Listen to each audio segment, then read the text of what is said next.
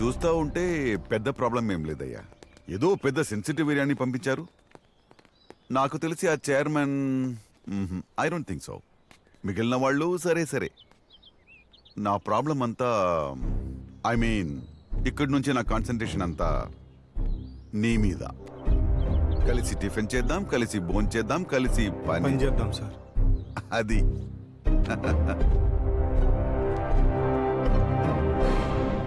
ఈసారి కూడా మన పార్టీ గుర్తు విమానమేనంటండి. ఊళ్ళో మనకు వ్యతిరేకంగా ఉన్న అందరినీ రమ్మి సైడ్ చేసాం. ఆడినొక్కను తప్ప. రే ఏమాత్రం టాలెంట్ ఉన్నా ఆడికి ఉన్నాడురా. ఏ హైదరాబాద్ బెంగళూరు వెళ్ళిపోతాడు. ఎప్పుడో ఒకసారి సంక్రాంతికి వస్తాడు. ఆడు 4 రోజులు తిప్పి ఆడి జ్ఞాపకాలతో వచ్చే సంక్రాంతి దాకా బతికేయాలి అంతే.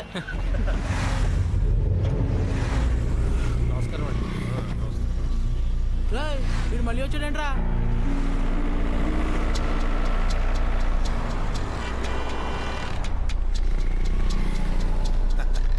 హలో, మా చైర్మన్ గారు రమ్మంటున్నారు. కనుగొనబట్లేదా? ఆయన రమ్మను. అలాగే గడ్డ మహిమ. నమస్కారం. నమస్తే. నమస్కారం. సార్ వాళ్ళు మిమ్మల్ని రమ్మంటారు. వీడి వ్యాసార్థం ఎంత, వీడి ఘనపరిమాణం ఎంత, వీడి చుట్టుకొలత ఎంత? కరెక్టే సార్.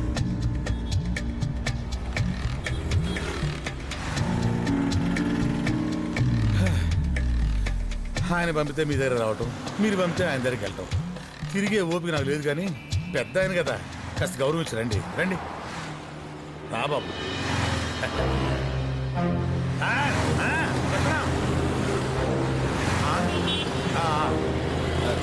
నువ్వు వెళ్ళినా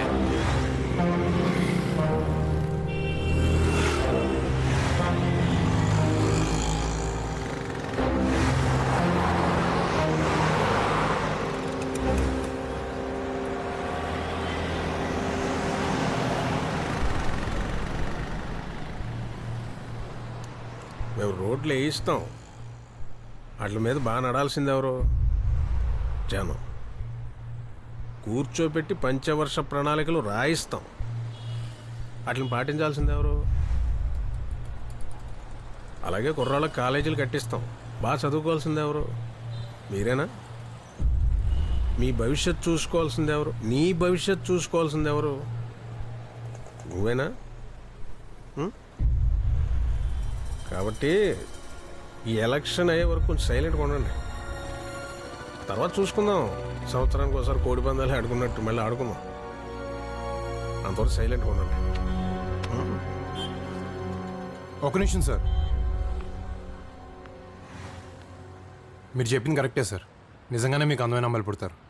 మొన్న మీరు నా మీద అటాక్ చేసినప్పుడు నేను ఒక అమ్మాయి మీద పడ్డాను. ఆ అమ్మాయి ఎవరో అమ్మాయి కాదు, మీ అమ్మాయి అంట. చాలా బాగుంది సార్.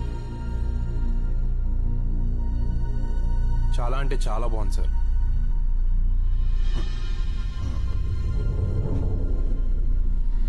నిజంగానే సార్, చాలా బాగుంది.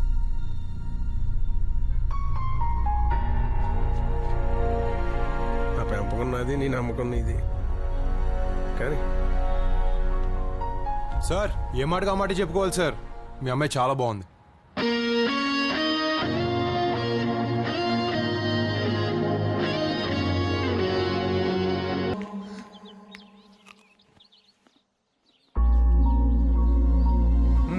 వద్దన్నయ్య.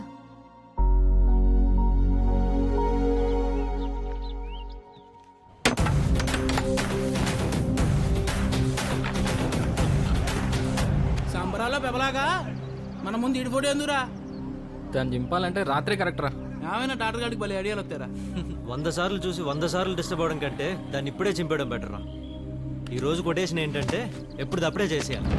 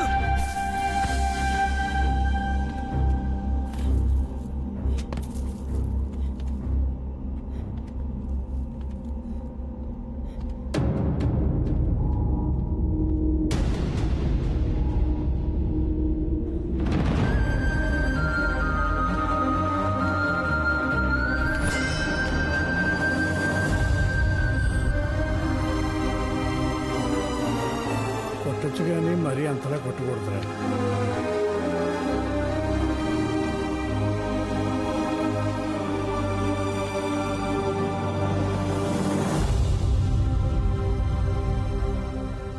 చాలా గట్టి కొట్టారంట అన్నయ్యలు, కానీ వాడు చాలా మంచివాడు.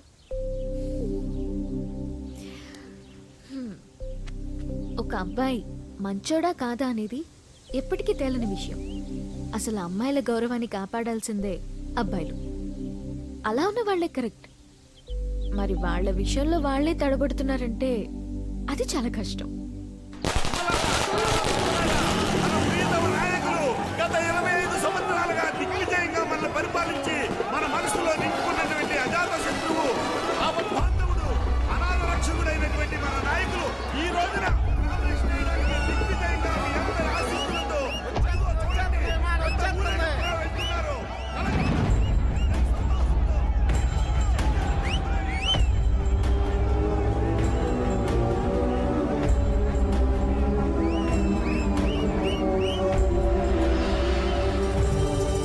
నామినేషన్కి ఎంత అవార్డు చేస్తున్నారు రే.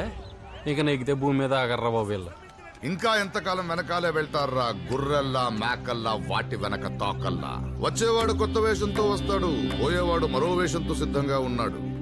అయినా మనకు అర్థం కాలేదు, భరిస్తాం. ఈ ఊళ్ళో 4 వీధులు తెలిసిన వాళ్ళు, ఇంట్లో గుర్తింపు లేని వాళ్ళు ఎలక్షన్ ఈ 4 రోజులు ముందు సీట్లో కూర్చొని ప్రచారానికి దారి చూపిస్తారు. ఆ తర్వాత వాళ్ళు ఏ బస్ ఎక్కారో ఏ బస్ దిగారో ఎవరికీ అక్కర్లేదు. అయినా మనకు అర్థం కాలేదు, భరిస్తాం. చరిత్రలు తిరిగిపోయాయి, రోజులు కరిగిపోయాయి, వానలు కురిశాయి, ఎండలు కాశాయి, మనలో మాత్రం మార్పు లేదు. ఇక్కడ కుల పోరాటాలున్నాయి, మత విద్వేషాలున్నాయి, ఎవడ న్యూస్ పేపర్ వాడుకుంది, ఎవడ అజెండా వాడుకుంది. మనకు మాత్రం ఏడుపు తప్ప మరో భాష చేత కాదు.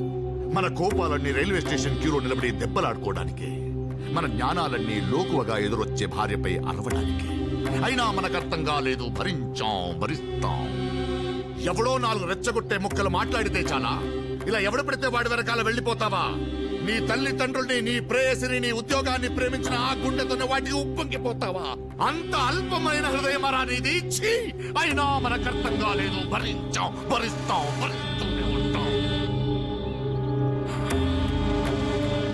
రే, ఈసారి ఎలక్షన్స్లో ఇన్ని నుంచి పెట్టేద్దాం, జనాలకు ఉపయోగపడతాడు.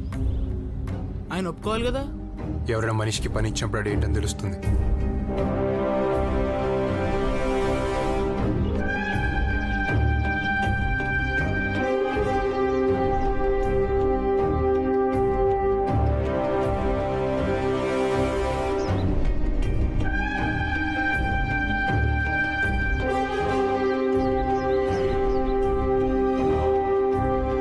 రోడ్డు మీద తిరిగేవాడితో నామినేషన్. సార్, దీని మొత్తానికి కారణం ఆ కుర్రోడేనండి. ఇప్పటిదాకా మనం బలం గురించే ఆలోచించాం, ఇప్పుడు బలహీనత గురించి కూడా ఆలోచించాల్సిన టైం వచ్చిందండి. ఇదిగో ఈ మహానుభావుడు నాడే, ఆ హైదరాబాద్ నుంచి వచ్చాడు చూడండి. ఆడు తుమ్మమంటే తుమ్ముతాడు, ఉమ్మమంటే ఉమ్ముతాడు. ఏం చేయమంటావు? కలిసి టిఫిన్ చేద్దాం, కలిసి భోజనం చేద్దాం, కలిసి ప్యాకెట్ ఆడదాం, కలిసి డ్యూటీ చేద్దామని లొంగ జుట్టేస్తున్నాడు. సార్, 25 సంవత్సరాల నుంచి మనకే ఓటేయడానికి అలవాటు పడిపోయిన జనం ఆ అలవాటు మానుకోలేక మనకే వేస్తారు, లేదా ఈసారి కొత్తగా ఉంటుంది చూద్దామని వాళ్ళకే వేస్తారు. మొత్తానికి ఏదో జరుగుద్దండి.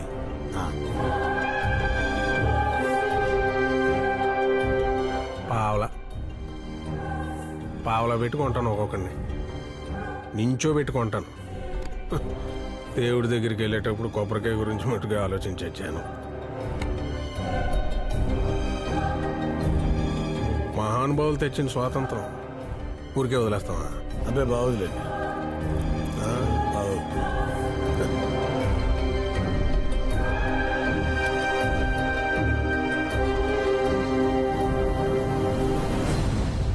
ఈ ఎలక్షన్ బాగా ఇంట్రెస్టింగ్ గా జరగబోతుంది. అన్ని మూమెంట్స్ లైవ్ గా తీద్దాం సార్. తర్వాత మీటింగ్ కలుద్దాం. Okay sir. మన ఇద్దరం కలిసి షూట్ చేద్దాం sir. Very smart. Thank you sir. You welcome sir. 25 సంవత్సరాలుగా నన్నే ఎన్నుకుంటున్నారంటే ఏ ఇల్లు నాకు కొత్త, ఏ మనిషి నాకు కొత్త. ఏ ఇంట్లోనైనా ఎప్పుడైనా తినగలిగే స్వతంత్రం నాకుంది. బతుకు మీద ఆసక్తి కలగాలి, బతికే తీరు మీద ఆసక్తి కలగాలి, డబ్బు మీద ఆసక్తి పెరగాలి, డబ్బు సంపాదించే మార్గం మీద ఆసక్తి పెరగాలి. అందరం కలిసి ఎదగాలి. అలా ఎదగాలంటే నేను రావాలా వద్దా? మీ మనసుల్ని కదిలించే శక్తి నా దగ్గర ఉంది, మనుషుల్ని కదిలించే శక్తి నా దగ్గర ఉంది, కానీ ఓట్లేయించే శక్తి మీ దగ్గర ఉంది.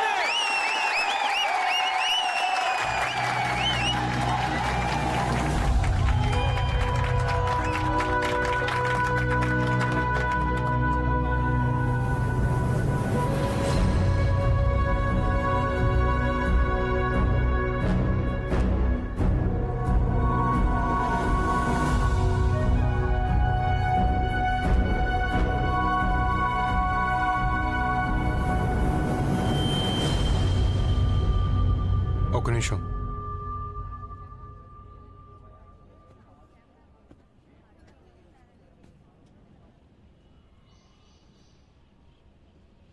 మేమేంటి ఇలా ఈ స్టేజ్ మీదకి వచ్చామని ఆశ్చర్యపోకండి. కుర్రాలం కదా, మా దగ్గర పెద్దగా డబ్బులు లేవు. పైగా మీరు ఎవరికి ఓటేయాలనుకున్నారో వాళ్ళకే వేస్తారు. దానికి ఎక్కడి నుంచి చెప్తే ఏంటి, అనవసరమైన ఖర్చు తప్ప. కాకపోతే నాదో చిన్న రిక్వెస్ట్, ఎవరైనా ఏదైనా మాట్లాడేటప్పుడు దయచేసి చప్పట్లు మాత్రం కొట్టకండి. అదొక్కటి చేయండి చాలు. నిజమైన నాయకుడు ఎవరో అప్పుడు తెలుస్తుంది.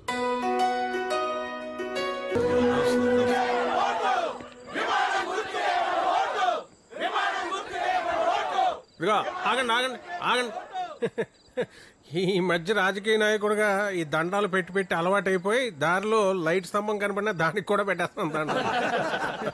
నేనేదో పెద్ద నాయకున్నాను, మిమ్మల్ని అందరినీ ఉద్ధరించేస్తానో చెప్పను. నేను మీ అందరి పాలేరు, పెద్ద పాలేరు.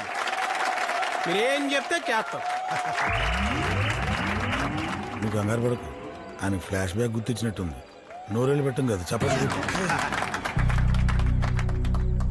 జనం మారు, అలాగే నేనన్నా నా మాటలన్నా అలవాటు. తండ్రి ఎంతో కష్టపడి చెరుకు రసం తీస్తుంటే పక్కన గోడకు వాలి భవిష్యత్తు గురించి అమాయకంగా ఆలోచించే కుర్రాళ్ళలో ఉన్నారు సార్ జనాలు. వాళ్ళకు కావాల్సింది జీవితం, బతకడానికి కావాల్సింది భరోసా. అది ఈ జన్మలో నువ్వు ఇవ్వలేవు. షిఫ్ట్ అయిపోయారు సార్, అందరూ షిఫ్ట్ అయిపోయారు. మీకు అర్థం కావట్లేదు అంతే.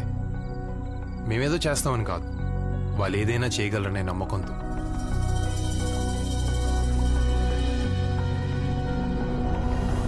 ఒక్క నిమిషం సార్. మనం మీ అమ్మాయి మళ్ళీ 2-3 సార్లు కనిపించింది, కానీ నేను అస్సలు తగ్గలేదు. కనీసం వెళ్ళి మాట్లాడడం కూడా ట్రై చేయలేదు. నా గౌరవమే కాదు, మీ గౌరవం కూడా నాకు చాలా ముఖ్యం.